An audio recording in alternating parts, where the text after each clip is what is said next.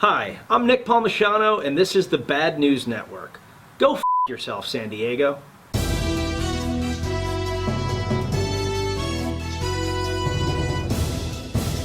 A Protestant Ethiopian pastor was killed today during a mass baptism on Lake Abaya.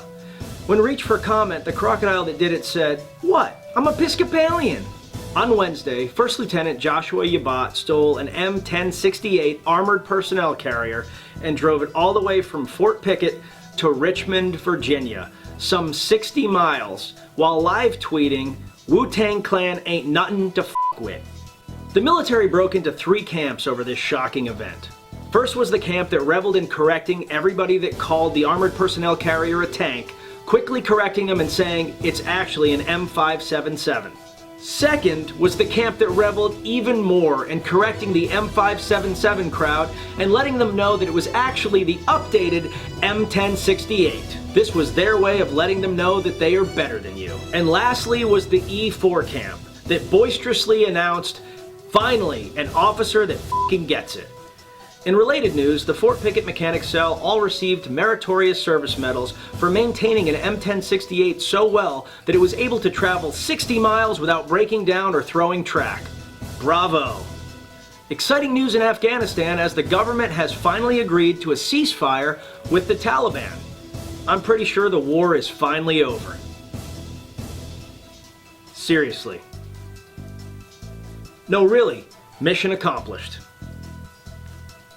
In sports news, during a Padres-Braves game, a foul ball flew in the direction of Gabby DeMarco, who quickly caught the ball in her beer cup and then, while standing up to the ovation of the crowd, chugged the entire beer with the ball still in it, proving that she may not be the hero that we wanted, but she was the hero we needed.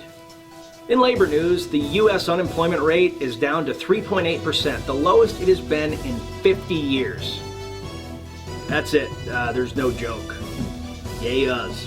In NFL news, after several members of the Eagles team decided that they were not in fact going to attend the White House ceremony, President Trump withdrew his invitation altogether for the entire Eagles organization. He cited that kneeling on the field was a massive sign of disrespect for America's veterans.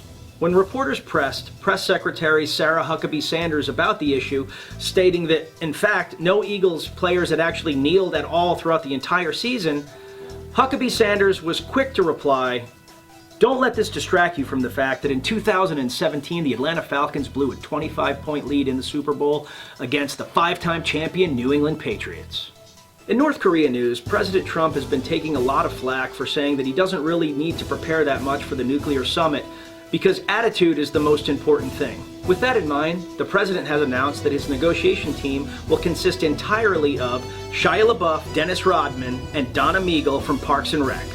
It is unclear at this time whether or not the president knows that Donna is a fictional character. This week marks the 74th anniversary of D-Day.